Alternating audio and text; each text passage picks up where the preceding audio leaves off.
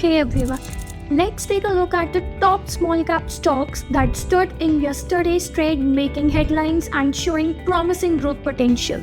Let's dive in. First up, we have Edelweiss Financial Services. They are a major player in India's financial sector, from NBFC lending to wealth management and insurance. But here is what's actually happening. On May 28th, their delivery volume shot up to 68.2%, and what was behind it was a bulk deal. Carnelian Asset Management bought 80 lakh shares at rupees 90.4, grabbing a 0.85% stake in the company. And that's a serious institutional trust. But why the sudden interest? Because Edelweiss is transforming. It's cutting its wholesale NBFC by 40% and reducing its borrowing to under rupees 3,000 crore, which means better asset quality, lower interest cost, and more flexibility.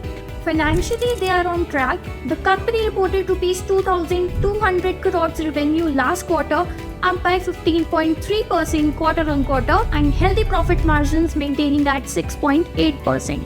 Plus, they are eyeing 20 to 25% annual growth in their AUM segment and revenue over the next 5 to 10 years. Now, let's move to Gabriel India Limited, a rising star in automotive components. They just wrapped up a solid Q4 FY25 quarter, where their revenues are standing at rupees 1,070 crores, up by 7.7% year-on-year, and a full year revenue growth of 20.1%.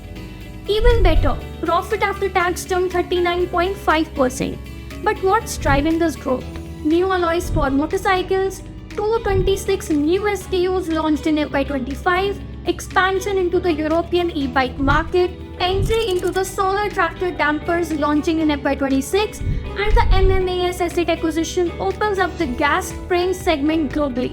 Looking ahead, Gabriel is targeting double-digit EBITDA margins by FY26 and plans to outpace the two-wheeler industry's growth.